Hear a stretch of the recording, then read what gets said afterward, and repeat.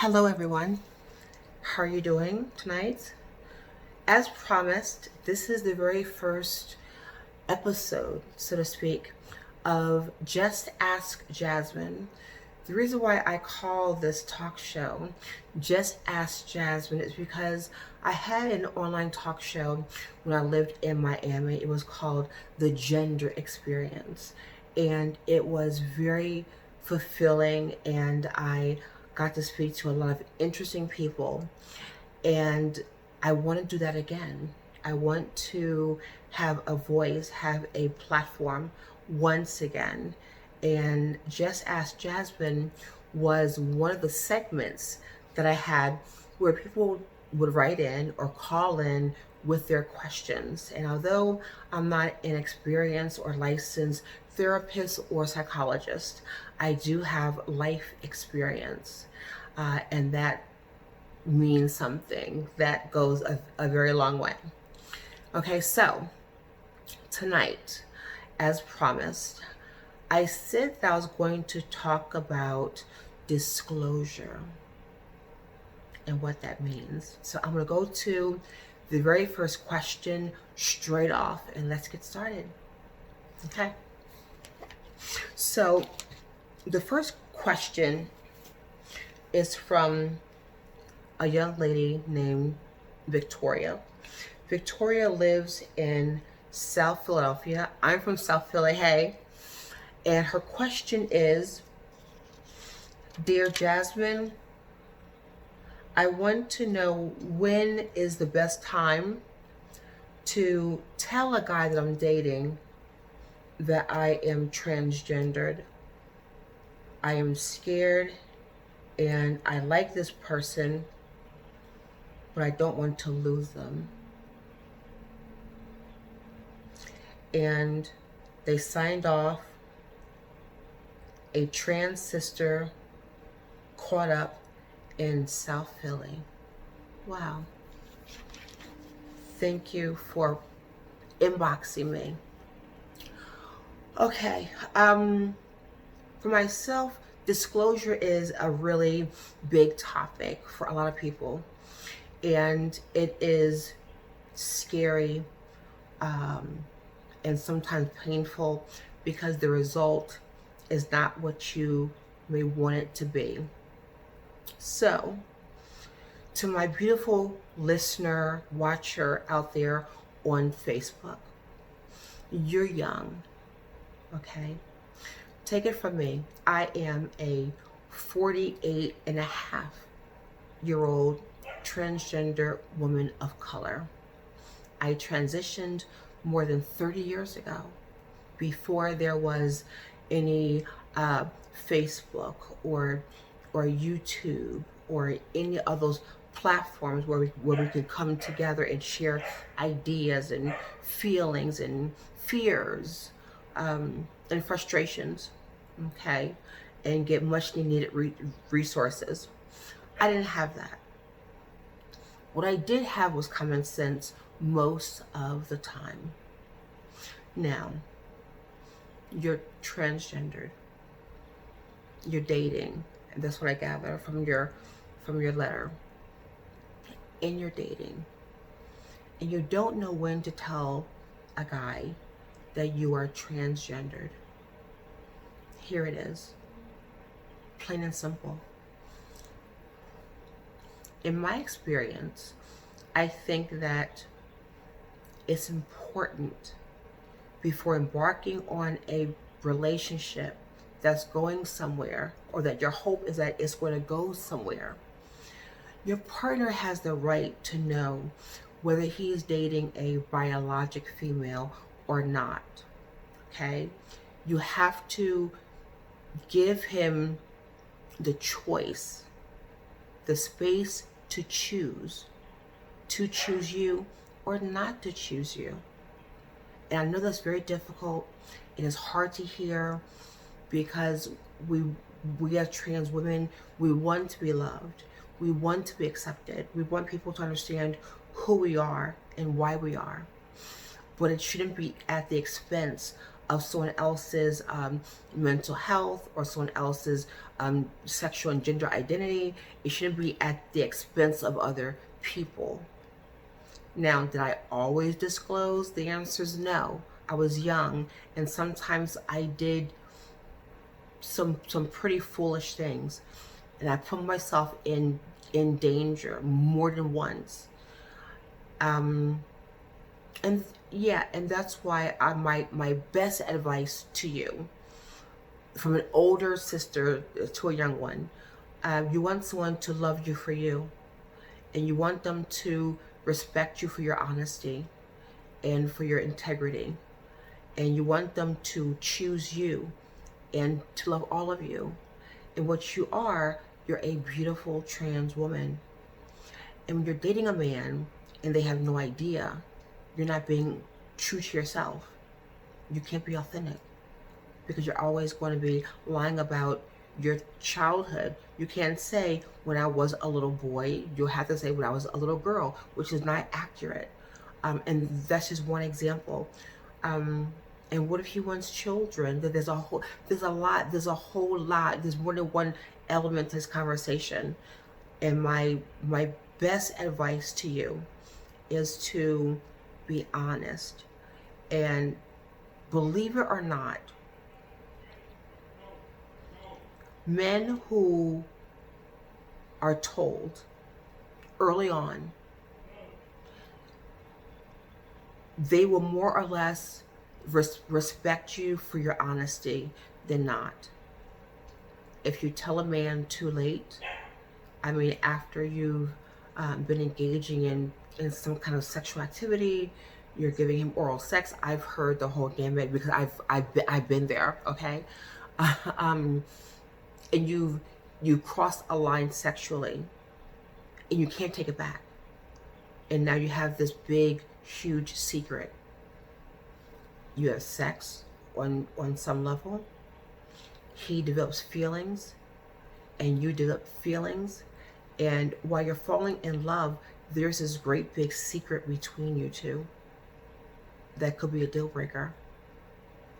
So for me personally, I always tell guys straight up from the get-go, whether it's on the phone, not always in person, but let them know, listen, I'm the girl that you met, you want to take me out, but this is what's going on. I am transgendered. Okay, even now that I'm post-op and I have a vagina and it looks very anatomically natural, and if I was not in a relationship, which I am, I would still tell people that I'm transgender. Even though I have a vagina, I can't produce any children, and I want to be able to say I am transgendered. I am post-op. When I was younger, when I was real young, my name was Joff. My name was James. I simply have no shame and no fear of that. That's the truth. It's not like I didn't like my name. It didn't go with Jasmine. It didn't go with what I look like now. Okay, so my advice to you is be very careful. You're young. Trans girls get caught in a lot of dangerous situations when they don't disclose. So my opinion is to you, disclose. Okay.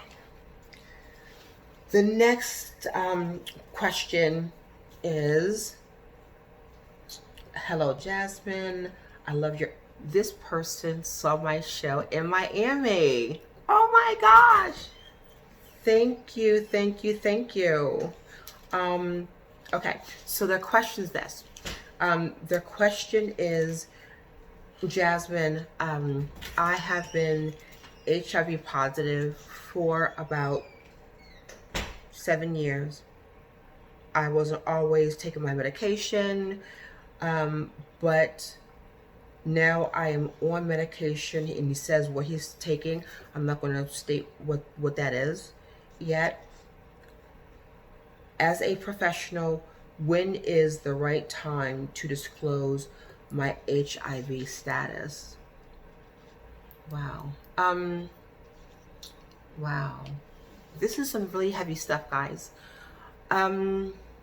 Okay, as a professional, okay, I have been a nurse for about 20 years, and I wasn't always working in infectious disease, and I wasn't always working in the HIV field, but for the last uh, 4 years, I have I have worked in HIV. I was a nurse, and I still am a nurse because I'm still licensed. However, for about 3 years, I was a medical case manager. I was an HIV medical case manager, and my job was to be a resource for my patients who are positive and link them to medical care, maintain them in medical care, and deal with the other comorbid disorders they might have had, such as HIV and hypertension, HIV and depression, HIV and homelessness, HIV and drug addiction.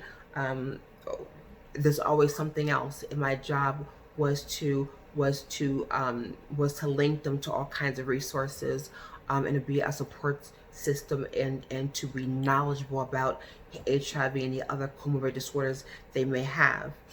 And in saying that, I worked that position for about 3 years, and then I was promoted to the assistant programs manager position, and that was helping the program manager run the programs department, and that consisted of care services and prevention.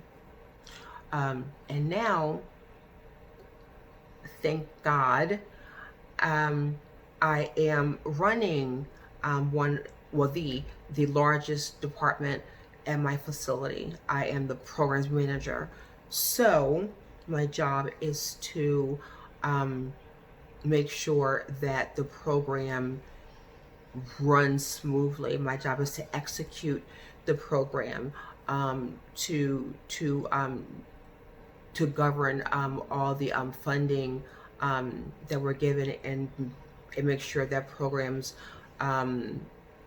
utilize that funding in a way that best support our clients who are living with HIV, through the resources of non-medical case management, medical transportation, what else? Psychosocial, mental health. It goes on, as well as the prevention team, and that's going out in the community, and we are doing tests, education, the whole 9 yards. So in saying all of that, what I'm saying is that I have a little bit of knowledge about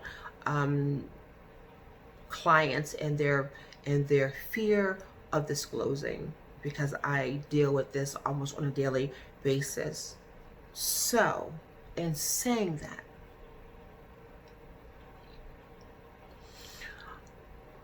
I really can't give this answer without bringing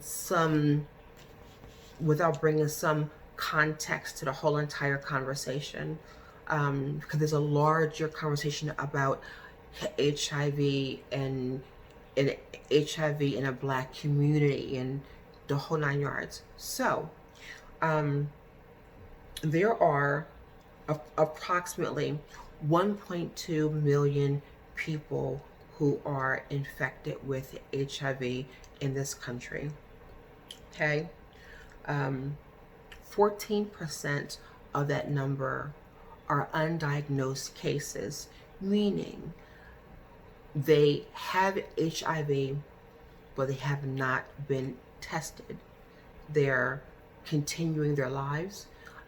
They're still dating. They're still being sexual, whether safe or unsafely. They're still being sexual. They're not on medication. Okay, and from that number,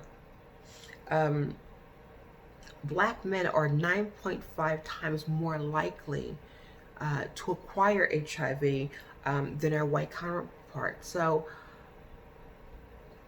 So in saying this, yes, I do believe that that disclosing your status is important, and I'll tell you why. Disclosing one's status to someone before they're sexual is a way for someone who is positive to own their identity as a person who is positive. One. Number two, it allows your partner to choose whether they want to date someone who is HIV positive or not. And I know that statement is really hard to swallow, because once again, I do think that people have, or they should have, the right to choose. I also think that people who are HIV positive, they have the right to a normal and happy and healthy life, sex life.